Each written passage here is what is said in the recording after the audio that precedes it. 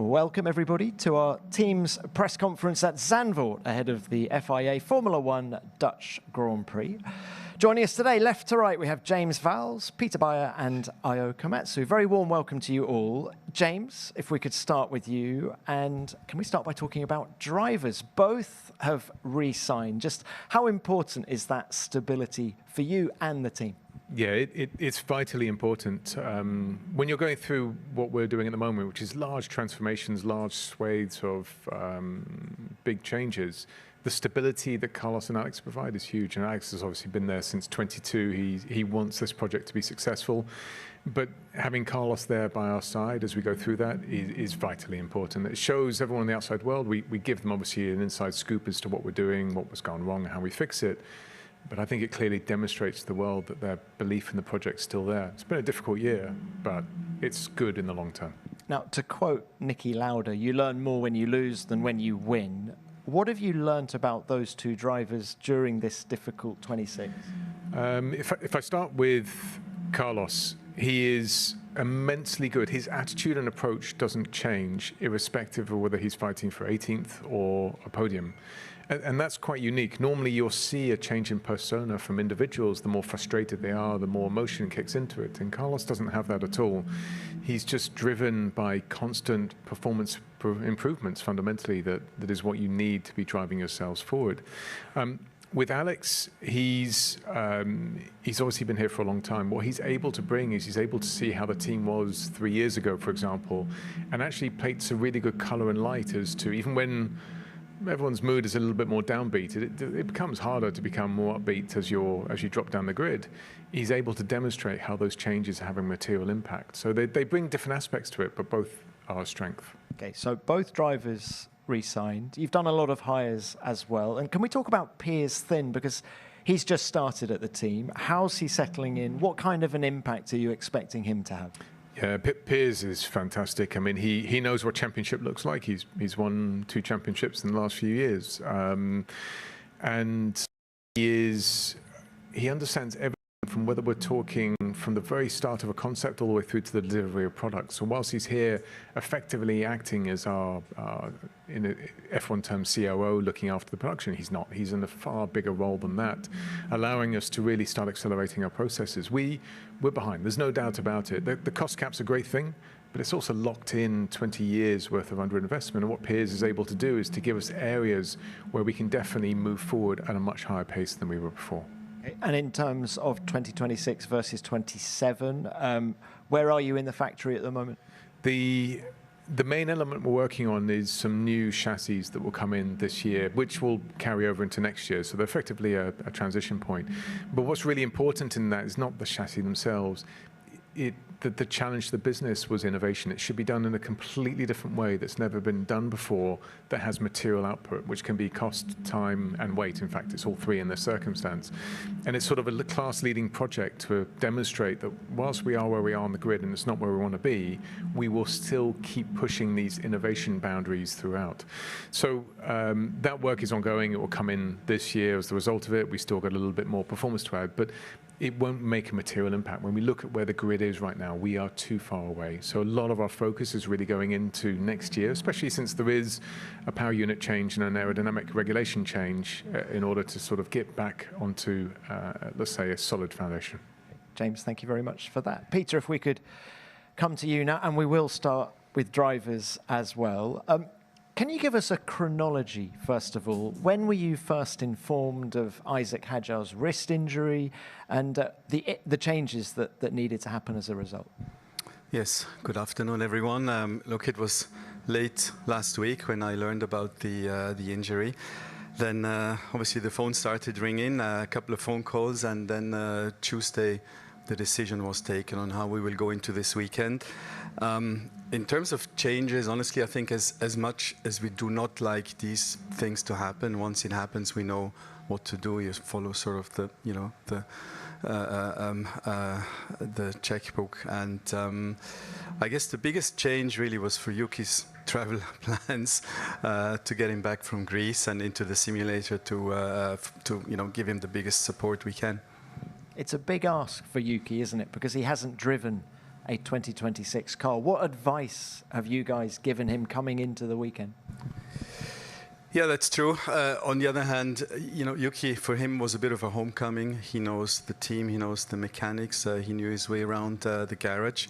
And he's been, keeping himself fit, honestly, physically, mentally. He is very well prepared. He has done a couple of TPCs, and so in terms of advice, yes, what I said to him last night is, look, I know a sprint weekend usually is very busy and hectic, but for you it could actually be an because focus on the Saturday Sunday sessions. You have a free practice, you have a qualifying simulation, and you have a couple of race laps that will help you to get into the right mindset and get used to the car. And he's done a very solid job in FP1. And was Liam very keen to get back in the Red Bull, show what he could do?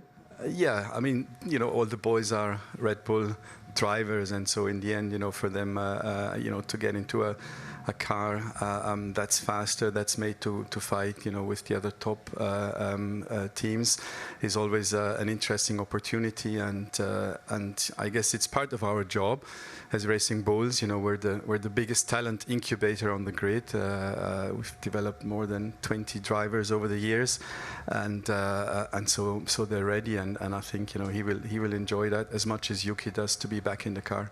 Were there any conversations about Arvid replacing Isaac at Red Bull?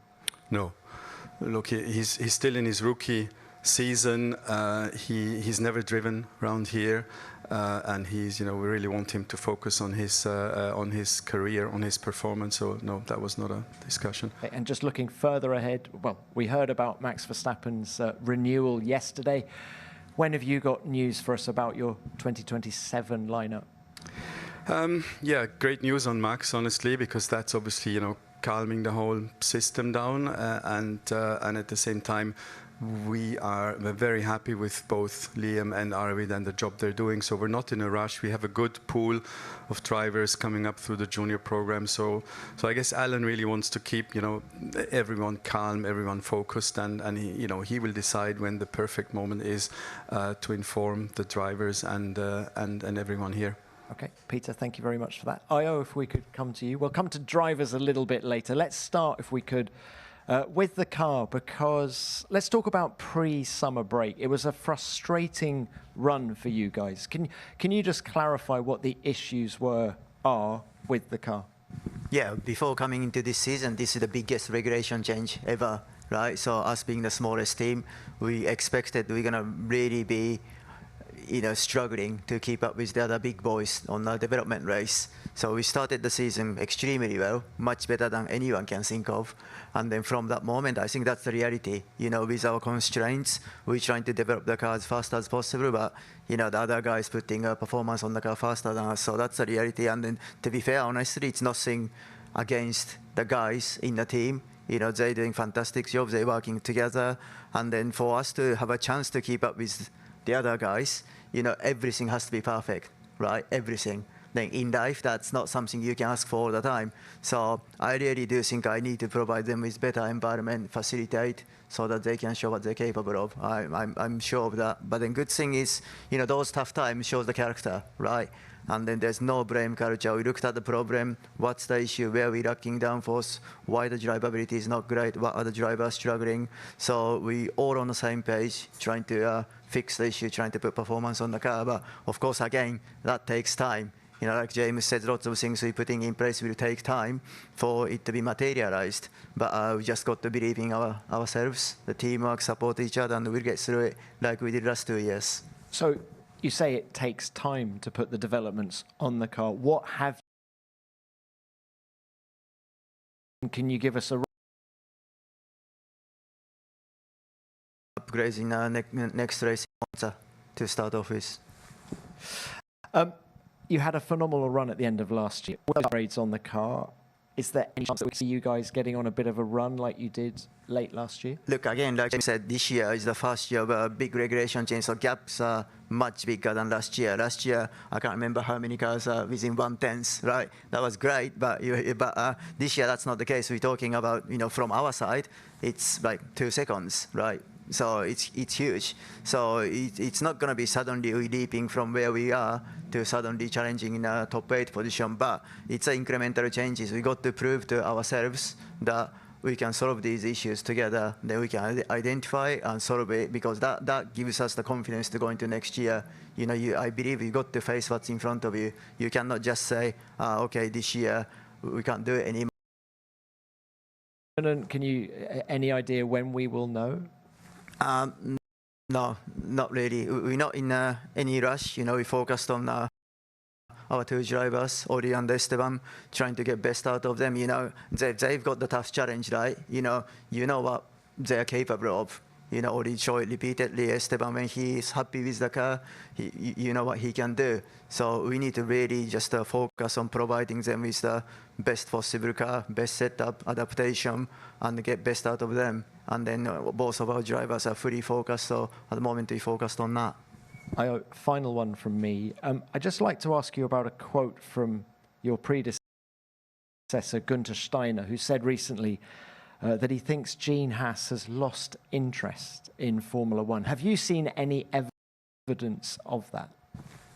No, I mean, he's been to every single European races this year. Only European race he's not coming is actually this one. So he's coming to Monza, Madrid, and then, yeah, so I don't think I've seen like Gene at so many races. And he's coming to obviously American races as well. No, he's just a very, very enthusiastic guy. Sometimes his expectations very, very high, but you know, it's good. I mean, he gets frustrated because he's so focused on the result. You know, he thinks, yeah, we should be doing better. Yes, I know, Gene, we're trying, but he's very, very engaged, focused. He's very, very passionate. So no, it's opposite. I've never seen him at so many races.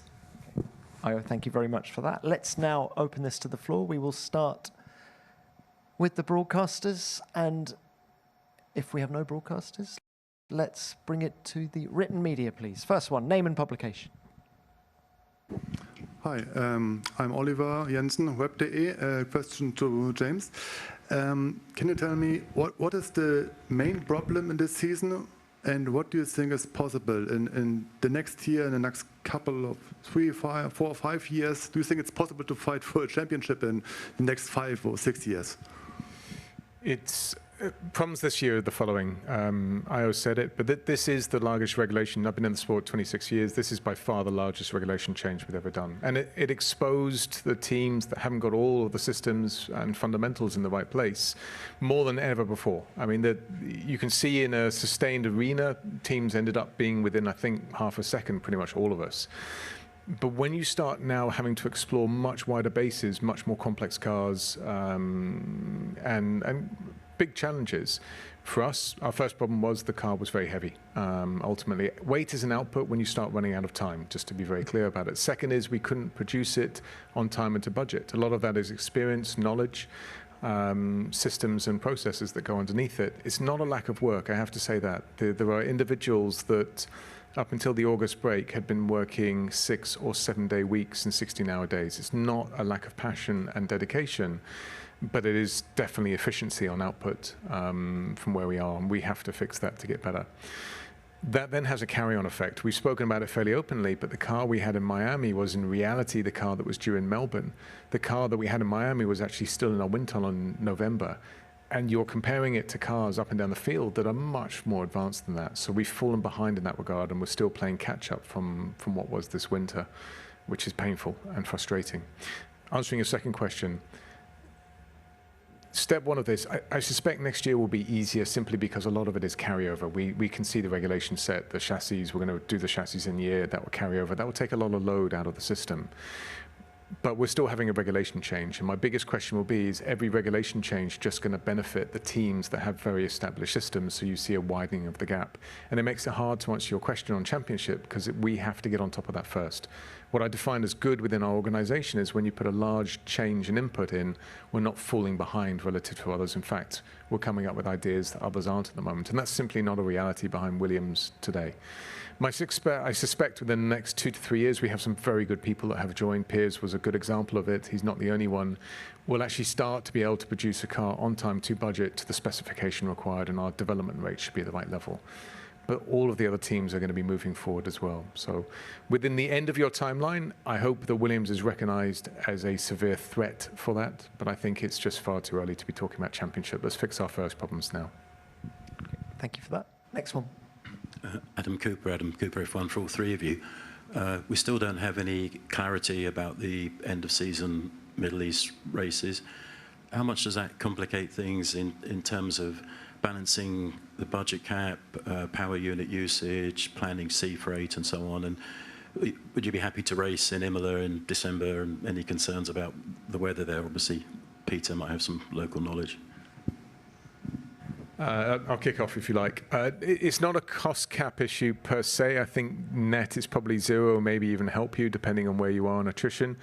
Young drivers is a bit of an issue. A lot of people had planned to do their young driver day in Abu Dhabi, and should that not exist, we're going to have to make some plan changes as a result of it. I think if it were to be Imola, and to be clear, that isn't confirmed or otherwise, the weather will be interesting and spicy, but it'd still be nice to go back to a European right at the end of it. I know F1 are working incredibly hard for that not to happen and for the calendar to continue as is, but as you would imagine, it's more than those in this room right now that can determine that. Peter, please.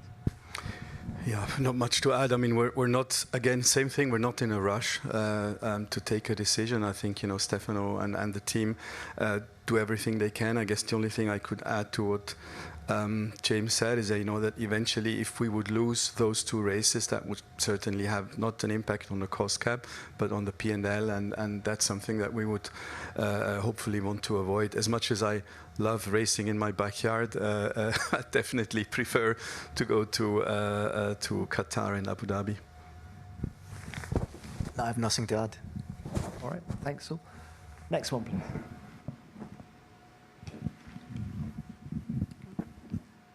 Thomas Marplant of F1.com. A question for Peter.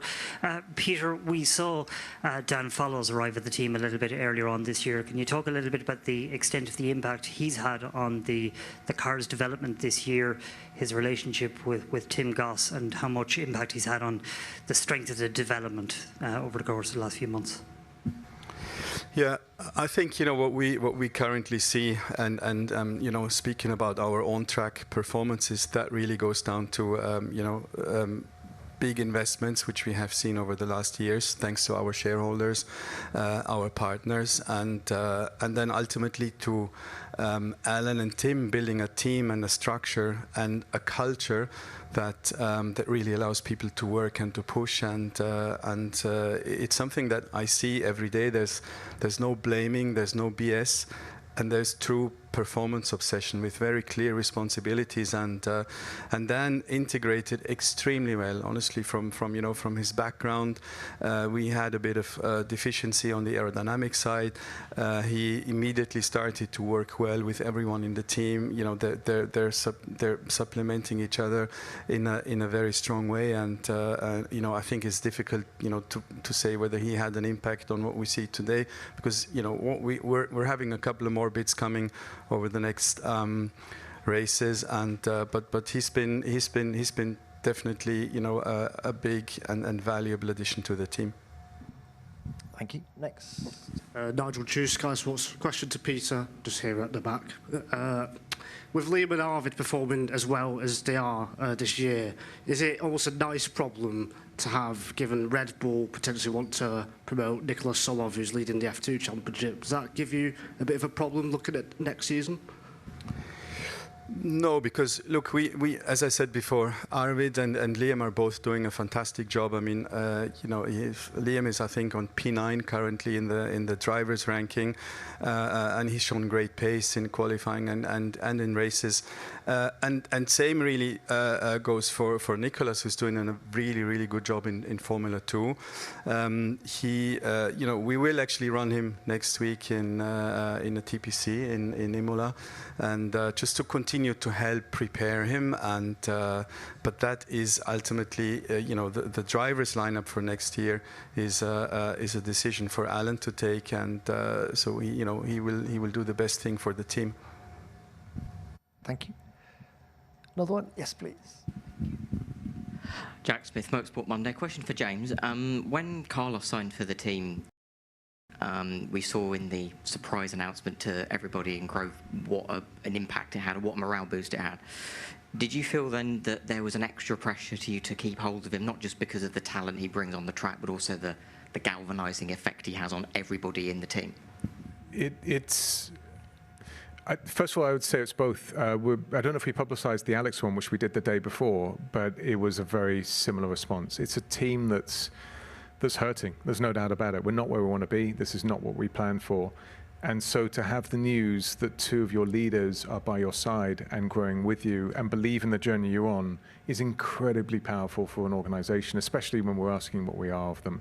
So first I would say it's both, but yes, to your point, both drivers isn't just about what they bring on track, it's about the leaders they are behind the scenes. And an example of that is when this winter went pretty poor, both flew to the UK and spent time with the team to effectively just support them in every way that they could do, which is, it's unusual, let's put it that way, but it's an indication of who they are as characters. Thank you. Next one.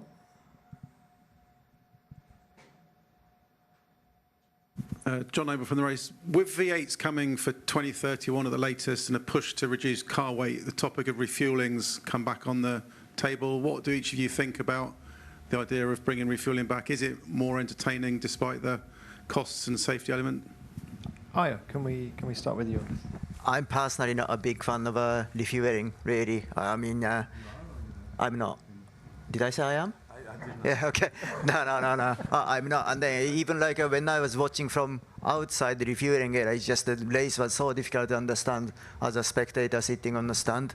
And also in terms of qualifying, etc., I'm fan of qualifying car being lightest driver, going for everything. So yeah, in short, I'm not fan of refueling, and also the weight and cost and everything. I'm not a big fan.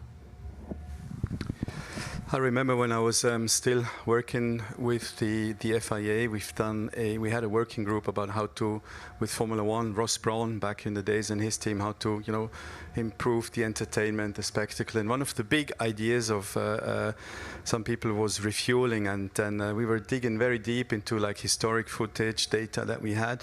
And it showed that, other than a couple of very spectacular and dangerous images, refueling has not done really anything for the sport, because most of the overtaking suddenly took place in the pit lane, and so I wouldn't, be a big fan of that. It's proven that it actually had a lot to the spectacle. Similar view. Very personal one is it's quite warm wearing a race suit when you're on the pit wall, so I prefer not to do that again. But also what would happen is we could fundamentally predict exactly where the car's going to stop. You're always going to take the car right to the end of its fuel load because that's when it's its fastest, which now means you can predict what's going to happen whether someone's on a 2 or 3 or 1, it doesn't matter.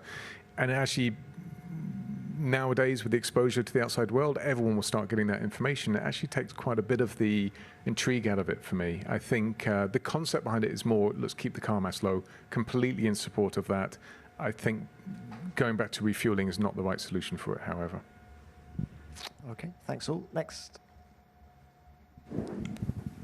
Leonid Kluv, Grande Premio. Question for Peter. There's now a lot of pressure. I'm here. There's now a lot of pressure on Yuki's shoulders. He said yesterday that he was on vacation at the beach when he found out. And now all the attention is all on him, media responsibilities, and a car that he doesn't really know. What steps are you taking to reduce that pressure? And on the other hand, what is the goal? Are points a realistic possibility? Yeah, I think, any racing driver is craving to sit in a Formula One car. So, and they're trained since they're kids, to deal and manage pressure. So I'm not too worried about that. From our perspective, what I said before, we already took some pressure out of the weekend by saying focus on the main qualifying, on the race, see the other bits as FP1, 2, 3.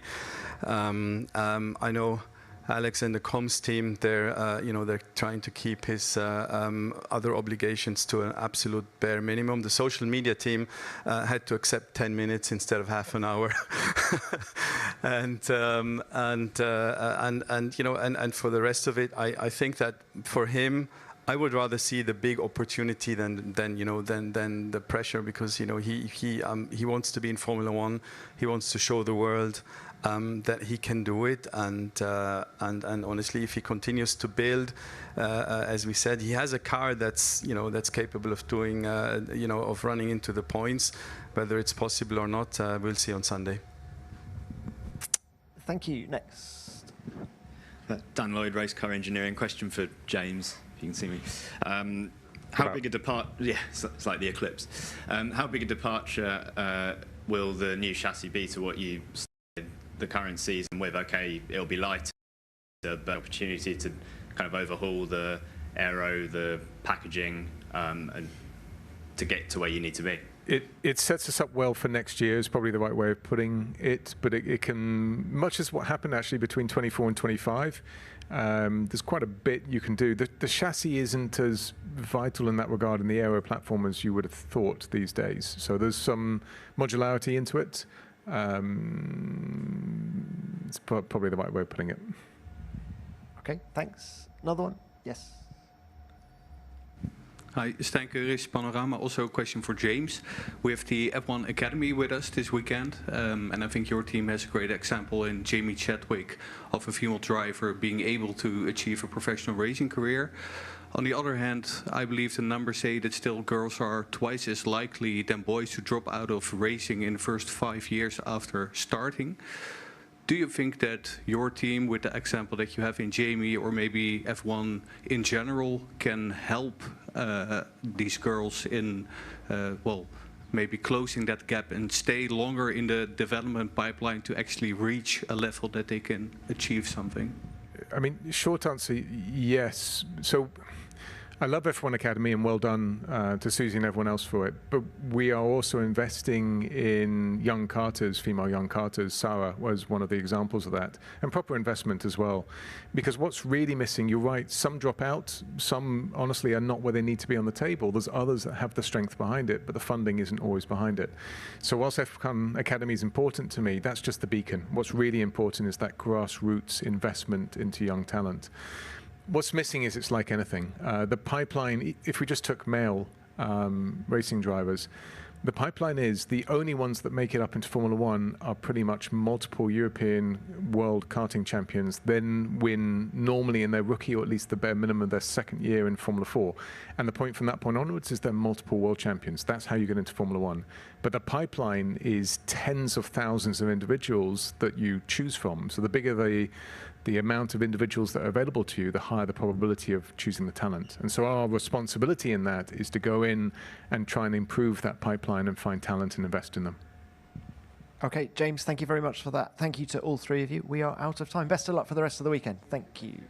Yeah, we have listened to Team Principals press conference. It was a little bit a long press conference, but as always, as I was saying also yesterday, that we are going to have the drivers' interviews and all of the press conferences in our channel. Today we had at the Team Principals press conference James Vowles, Peter Bayer, and Ayao Komatsu.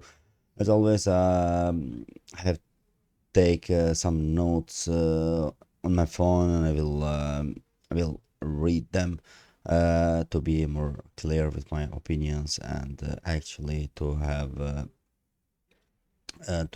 like a recap what happened actually at the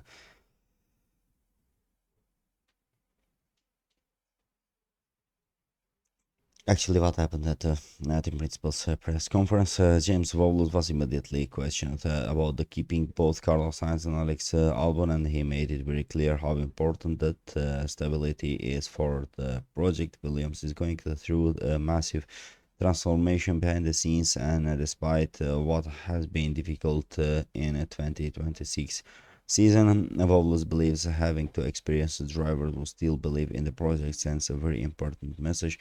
He was particularly complimentary about Carlos. According to Vowles, Sainz's attitude basically doesn't change whether he is fighting for the 18th place or fighting for a podium. He continues looking for performance rather than allowing frustration to take over.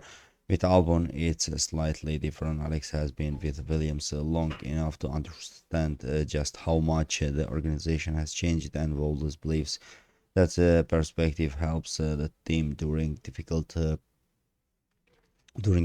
periods. But then came something even more interesting. Williams is already putting a significant amount of attention into 2027. Vowles confirmed that the new chassis work is coming this year and will carry into next season, but he was also very realistic.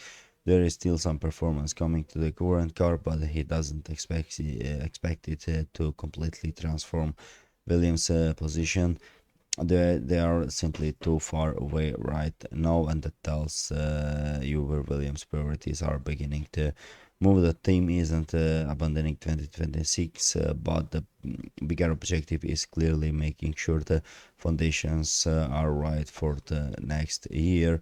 Then the conversation moved to the Peter Bayer, and it is was probably the most interesting part of the press conference of everything happening inside the Red Bull driver system. Bayer confirmed that the Racing Bulls learned about Isaac Hadjar's wrist injury late last week. After several discussions, the final decision about the driver shuffle was made on Tuesday. As we know, that meant Liam Lawson moving back into Red Bull and Yuki Tsunoda suddenly being called back into Racing Bulls, and Yuki basically had to change his plans immediately. He was brought back from Greece, put into the simulator, and prepared as quickly as possible for Zandvoort. Considering he hadn't driven the 2026 R, that's a massive ask, but Bayer believes the sprint format could actually help Tsunoda because he will immediately experience practice qualifying conditions and the race laps in a very short period of time. Then came Liam Lawson. Bayer admitted that naturally Liam was excited about getting another opportunity in the faster Red Bull, and this is where the speculations becomes interesting. Officially, Lawson is there because Hadjar is injured, but everybody knows what Formula One is like. If Liam suddenly performs extremely well alongside Max Verstappen, people are going to start asking whether this really changed anything for the future. Interestingly, Bayer was also asked whether Arvid Lindblad had been considered for the Hadjar's Red Bull seat. The answer, of course, was the no. Red Bull believes that Lindblad is still developing during his rookie season and doesn't want to rush him, but it became the bigger question: what happens with the 2026 Racing Bulls lineup? And the Bayer isn't giving anything away yet. He said that the organization is happy with the Lawson and the Lindblad and doesn't feel any pressure to make an immediate decision. He also suggests that Max Verstappen's new Red Bull contact has calmed the entire driver system down, and that's the important, because no Max Verstappen future is secured. Red Bull can make decision about the other seats without having the uncertainty surrounding its number one driver hanging over everything. And also we had Ayao Komatsu. As you know, Komatsu was extremely realistic about where his team currently stands. Has started 2026 much stronger than expected, but the development race accelerated. The bigger teams simply began adding performance faster than Haas. Could Komatsu openly acknowledged that reality as the smallest team on the grid. Haas simply doesn't have the same resources as some of its rivals, but he refused to blame engineers or the drivers. And the more and more stuff that happened at the press conference we have watched in our video. Of course, as always, just don't forget to like this video, to comment your thoughts about the press conference, and of course to subscribe to our channel.